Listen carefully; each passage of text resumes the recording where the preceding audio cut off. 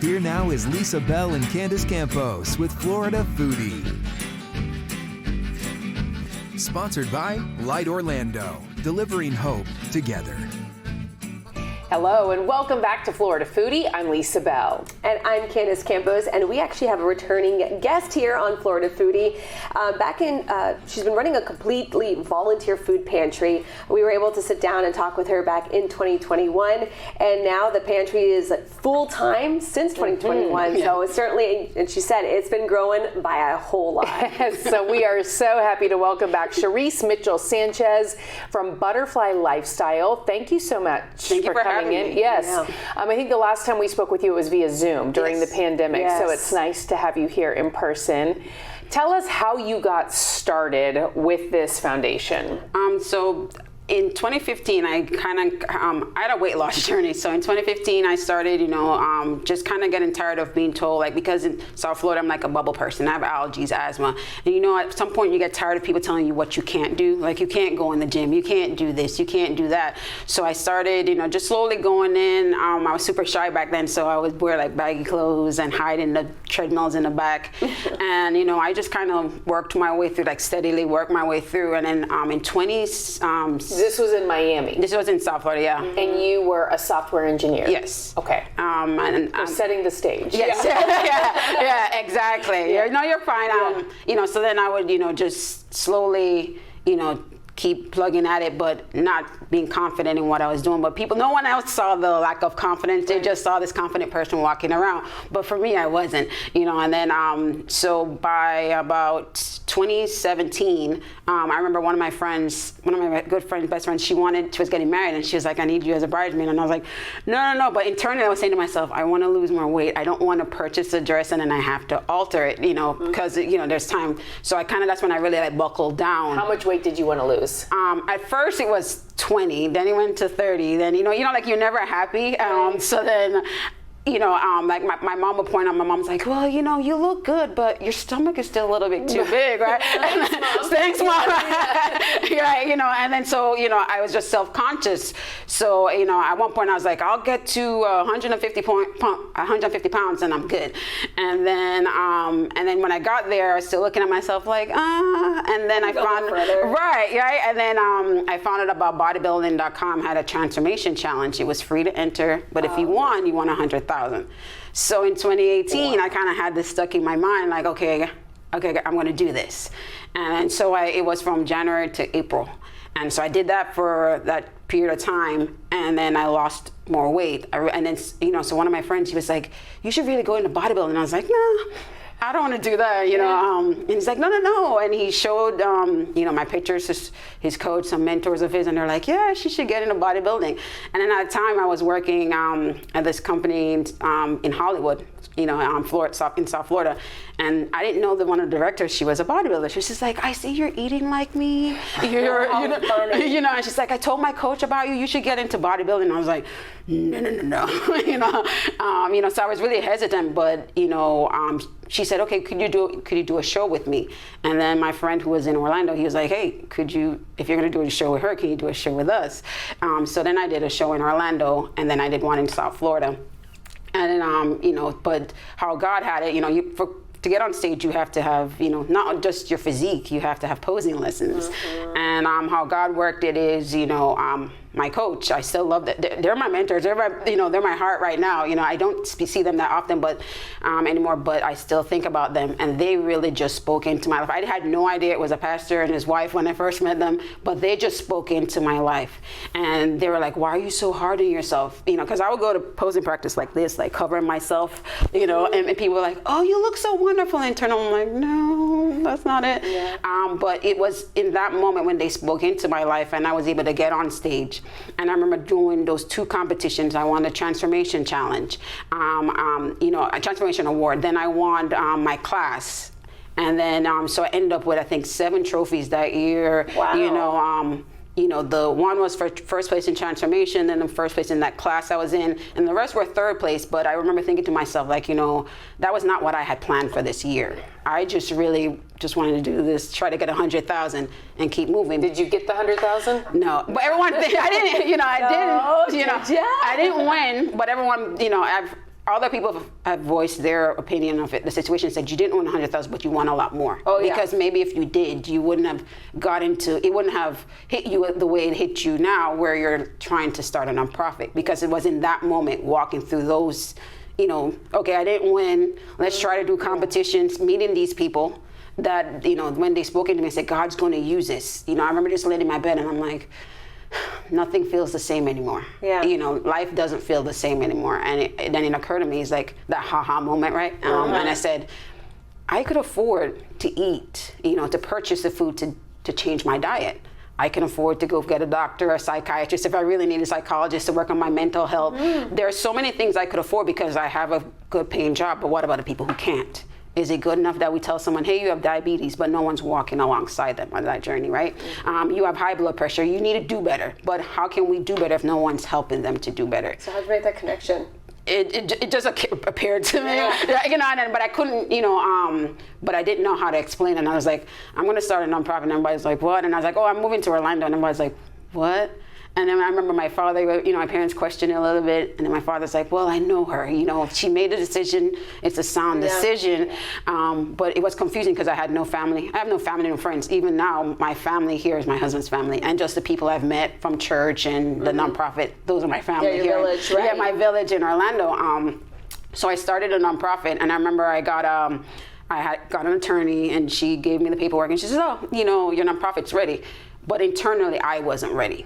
And I had an ankle injury and I was like, okay, I'm going to get back on the stage and when I'm done, I'll get to the nonprofit. And that was not God's plan. That ankle injury didn't heal for me to get back on stage that year. But so I had my first event at Barnett Park, not realizing it was Pine Hills. But that was another thing God used to kind of propel me into Pine Hills, because it was that event that led to, during the pandemic, I got a random message on Instagram. And then I saw it on Facebook that says, we have a building in Pine Hills. We've seen that you had an event in Pine Hills. Are you comfortable working in Pine Hills? And I was like, I didn't know who it was.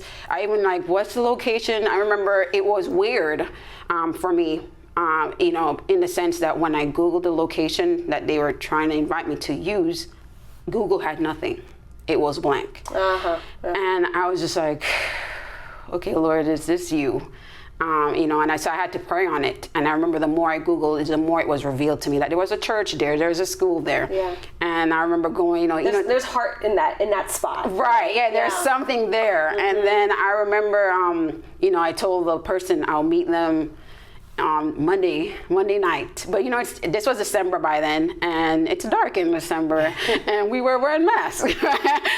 So this guy came out in black pants, black shirt, black mask. Oh goodness. And it was dark, and I didn't feel, there's just something about it I didn't feel for, and he showed me the location. And I remember even introduced me to the pastor, and the pastor said, you know what, Second Harvest won't work with us.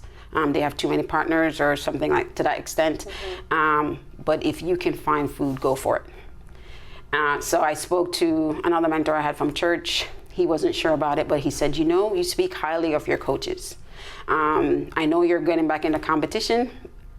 Ask your coach what he thinks. So I remember going in for my check-in and I was a little bit nervous. And then I asked Coach Ty and I said, hey, this is an opportunity. And he said, I don't think you're imagining it, baby. I think, where God leads, God provides. Right. I think you're gonna find food. And that's how Butterfly Lifestyle Mission. That's how the food pantry got started. Yeah. And why Butterfly Lifestyle? Okay, you come up with the name. Yeah. So the name, the name Butterfly. So during my transformation, my coach Joanna, that's Ty's wife, from Total Youth, she introduced me out. They had this woman empowerment event, I think in October of 2018, if I'm not mistaken. It's not October, it's November, but it was somewhere around there. And she introduced me as her butterfly. And I can honestly tell you, I hated the name. I was internally like, I am nobody's butterfly. Yeah. I don't like the name Butterfly. Why would she even call me that? And I internally fought with that name. Like, I don't want it. And it was in that moment when I was laying on my bed and I was like, like I was telling you, nothing feels the same. I was like, Lord, nothing feels the same. What do you want? And then I got the idea of create a nonprofit. And I said, okay, and call it Butterfly Lifestyle. And then the lifestyle part is because, you don't want to diet. You don't want to fad. You want to be able to have a sustainable lifestyle. Right. That, even if you eat something you shouldn't, quote unquote, that's not healthy, you can still bounce back. Right? You don't have to go down this path of I'm going to continue eating unhealthy all my meals 7 days a week, 365 days. Moderation, right? Right. So it's like one of the things, like one of the jokes with my husband, he gained weight when we got married, right? So he lost weight before we got married, and then he gained weight. And then he would say, how is it that you gained weight because you're not working out anymore, but you are not, you haven't gained as much as me? And I said, because I don't eat as much as you, right? He's a sugar addict, so he would love to eat sugar. So I do eat sugar. There's more, because I'm not competing, my diet isn't as strict, but I still have that mindset, of what am I putting in? Because someone says, do you still count your, calories or your macros? And I said, not directly, but indirectly. Because if I look at something in my mind, I said, well, that's a lot of carbs. That might be 50 grams. I'm having this bagel. That's about 50 grams of carb. That's like about 2 carbs if I really break down my meals. Yeah. So my next meal, let me try to not eat so much carbs next time. Do you teach that also with this nonprofit, like kind of the balance of that? Yeah, so like so if sometimes I've done like nutrition education. So I've worked with Second Harvest where they've brought someone in. We have nutrition classes. That's awesome. I've been working with the Multicultural Center in Pine Hills where for their seniors.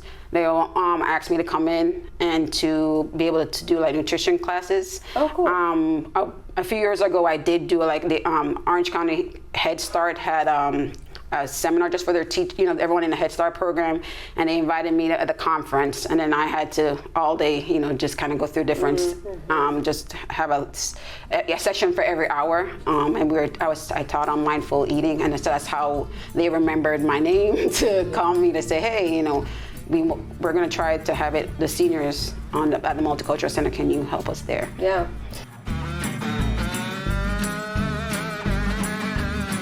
I love the name because for me it symbolizes like a metamorphosis, a big change, which is what you personally did and are now trying to do for other people in the community. In addition to education, that component of your foundation and your mission, you are also actually providing food. Yes. So tell us what type of food you provide and where you get your food. So most of the nutritious items, like the healthier items I get from Second Harvest. So there's some times where I don't have as much as I would like because I'm at the mercy of what Second Harvest provides.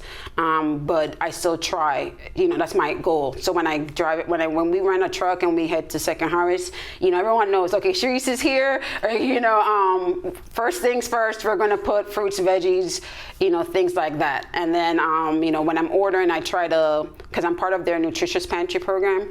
And so there's a column in there that's kind of like red, green, yellow, and green would be the most healthiest, yellow, it's so red, it's not so good. So I still try to shop. When I put in an order, I try to put in an order that's more in the green, sometimes yellow side of it, because I also have to cater to the community.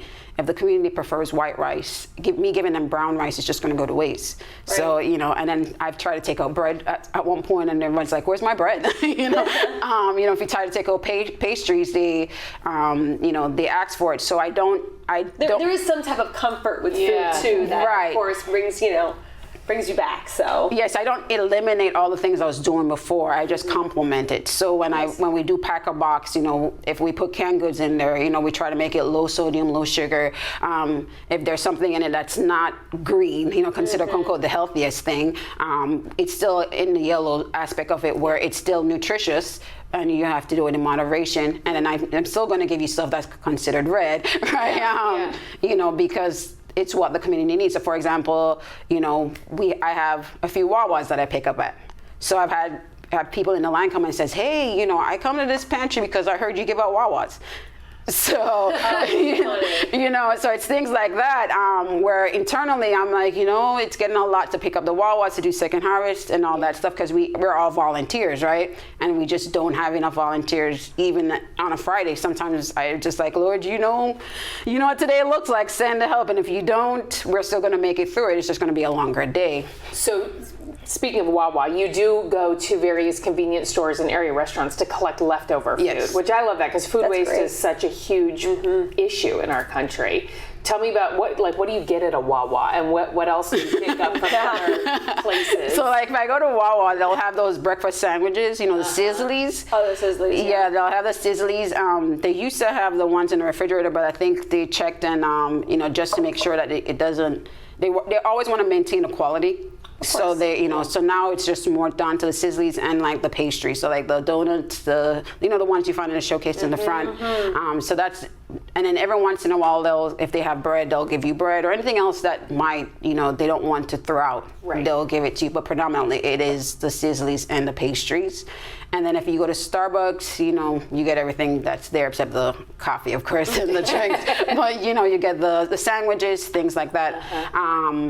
One of my biggest donors right now, as far as, because Starbucks has started to shift their model where they're giving it to the food banks instead of to the individual, like they were doing in the past. Okay. But I do have the airport, MCO. Nice. So when I pick up on Monday and Thursday, and they fill my van. I have a cargo van, and they fill that up.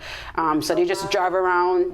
They go to all the stores, the restaurants and the stores, and whatever they have, they'll give it to us so we can get, sometimes we get parfaits, we get fruits, we have, Chick-fil-A, I didn't even think of the airport.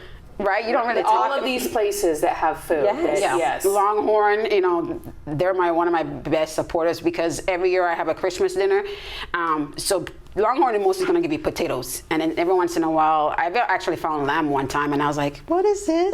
And they're like, it's it's lamb. I guess we don't need it. Congratulations, and they'll give you potatoes. You find salmon sometimes steak. Wow. But when I have my Christmas event, I know without a shadow of a doubt, I don't even stress. I just go to Longhorn. The manager's there, the general manager there. Even though they've changed general manager, the new one, I forgot his name right now. But when I first approached him, I wasn't sure, and he was so helpful. He was like, "Yeah, sure. What do you need? When do you need it?" That must take a lot of time, though, to go from spot to spot to spot. Yes, it takes a lot of time, and that's why internally I was like, I would like to not do it, but I know the benefit of it, where the community appreciates it. So there's times I spend half of my day just doing pickups, and then because I, like for example, on a Monday, I will go to the airport, and I go to Wawa, I go to Fresh Market, and then I go to the pantry. And then my Panera Bread closes at 8. So then I time myself where I go, so I can get to Panera at 8. So I time myself, I go home and I rest a little bit, especially with my injuries, I have to pace myself. And then, so I leave the house, maybe let's say 6:30 again, and then I go to another Wawa, then I go to Starbucks, a Wawa, Olive Garden, then I go to Panera, and then I go home. And when's the distribution part?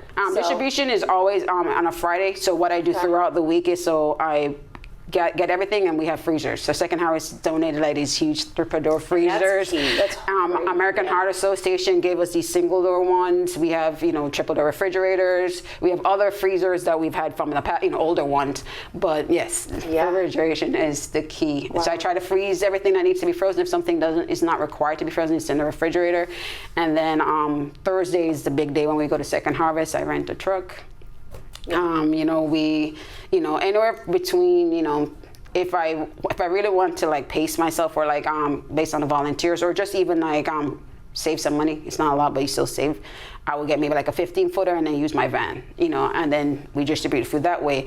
Or we get anywhere, like last week we had a 20-foot, 26-foot, and just kind of. So every week is different. It's not like you're not in a normal routine where it's like, exactly how much you're gonna get from this restaurant or. No, you're at the mercy of them. So sometimes you go, there's a lot. Sometimes you go, there is not. It's basically on what they're selling when it comes to that stuff. And then Second Harvest is what they have available, right? So, but I love the guys there. One of the guys who always packs my vehicle, like Manny. He's a sweetheart. He'll say, hey, sweetheart, we just don't have a lot today. And I said, okay, but I trust you. I trust you. And he said, okay, let me see what I can do. And I always leave with my truck full. And when I look, he did find, he's gonna find me something, and then there's Nia, she's always gonna, I say, hey Nia, there's nothing. And she's gonna run around looking to see how she can help. And the people there at Second Harvest, they're open-hearted people who are willing to help, and if I need something, I can call. And the people who you serve, do they come to your building or? So we have a drive-through distribution.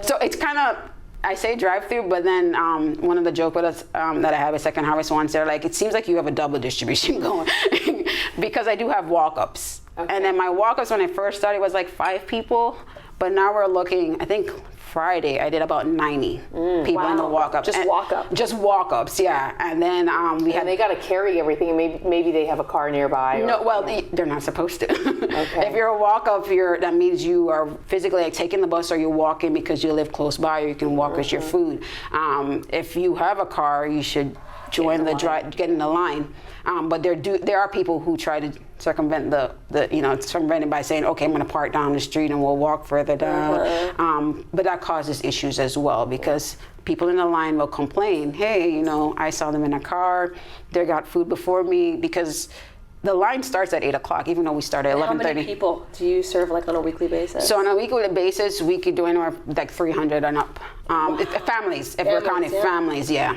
Because we count by families, and then, but I know, like I was telling my husband, I think it was yesterday or today, I was like, in August, we almost hit 5,000 individuals. Wow. And I didn't realize that. I was like cleaning up the numbers, making sure so I could enter this in the system because I was a little bit behind on Second Harvest numbers. And I was like, wait, what? When I pulled everything, I was like, wait, we did over 300 this year. And I think in August, every week we were hitting over 300. And so people line up until the food is gone. Yes, and so they kind of know the system where I personally like to be done at 1:30, but they know once you're in the line, if I don't say shut down, no one else shuts the line down. So my volunteers know that. So if I'm busy with a walk-up, someone might ask me like, hey, Shereece, is it okay to shut down? But I always check the numbers. Yeah. So for example, if I'm checking my numbers and I see we're at 250, we can shut down because that means whoever is in the line will get us to 300 or even more sometimes because, I'm not as strict as some food pantries. So if there's multiple people in a car, because if you want to drive someone there, I don't mind. So if you want to come with your neighbor and your friends, so sometimes some cars do have two families. So that's when I'm like, okay, if I see we're hitting like 250 or more than 250, I was like, hey, shut us down. Or I say, what the line look like? And they say, there's no one out there. And I say, okay, leave it. But if the line looks like, we're still blocking the street. Because at one point we were blocking the street. We got in trouble for blocking the street. So now that's a good trouble. Yeah. And so in addition to food, you also provide other things. So we do a health fair every year. I want to do it twice a year, but it's just with us being volunteer based, it's harder for me to get certain things done. But we always do a big health fair. And the health fair is not just the health fair, because our focus is mind, body, soul health, because that's the slogan for the nonprofit. So I always have food. And, I always provide groceries to go. So even though we do Friday distribution, it's on a Saturday. And then, so I'll still have, like this year, Second Harvest gave me those grocery boxes. So I didn't have to pack boxes or anything. And then, there's a foundation, Light Orlando. They have an event every the end of April, every year. And they'll give you like clothes, shoes, diapers, things like that. So I would try to make my event like the second Saturday in May. So then that way we have time once we get it from the last Saturday in April to kind of organize ourselves. And then so I give out clothes. This year we had furniture, help someone clean out their deceased mother's home. And she's like, hey, can you use the furniture? And I said, someone will take it. Yeah. So we gave out furniture. I always have different vendors out there. It's like Orange Blossom Family Help. They're there every event. They're doing free health screenings. Whoever wants to help the community, we all do it for free. So whoever wants to help the community can come out and help. And then I had someone cooking hamburgers.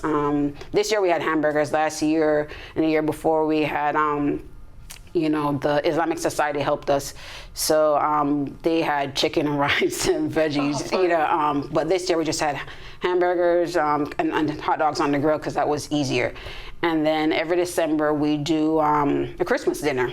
So my board members and I, basically we see what donations we have. So I will, I'm going to start soliciting donations. But yeah, we're trying to see what the restaurants donate. And then based on how much food they donate, we cook the rest. Wow. So we'll wake up at 3 o'clock and then, I try to feed as many people as possible. The first year was out of hand. I completely admit that was way out of hand. I was trying to feed 500 And I had asked someone whose brother is a chef, and he was like, as a chef, he was like, well, based on what she has, that's about exactly 500. So in my mind, sometimes my boredom is like in Shereece's mind. In Shereece's mind, I took that as we needed more food. And I went for more food. And then we had someone, I forgot the name of the company right now, but he was on the grill, he's on his grill, and he cooked, ribs and chicken, and we just got more food. So by the time we were done feeding the community and we ran out of boxes, and then we started feeding the homeless, and we started dropping off food at like Salvation Army and all the other places, I think the number came up to about 2,000. Wow. Yeah, so then I was like, this is just too much, right? And internally I was like, Lord, I said 500, but I was hoping for 1,000, but you did 2,000, so I don't know. So next year I partnered with Recovery Connection, and they kind of, they had someone, they were nice enough to have some, it was really cold, but they had someone come out and they pulled, try to find the homeless people off the streets, and we had, they had clothing there as well. That's so awesome. And clothing and other resources, and then I kind of set up like a little mini supermarket, and then I had my Wawas and my Starbucks there as well. And I said, hey, if you need something to take, because it was not just the homeless, anyone who needed it, even from my area, if you drove, you could find me because I was somewhere else. And I was like, hey, come get some food, get something to eat. Right. And can people donate? So if they're watching or listening and they feel inspired, they want to do something, they can donate to you. Definitely. If you if you want to donate financially, then it's Butterfly.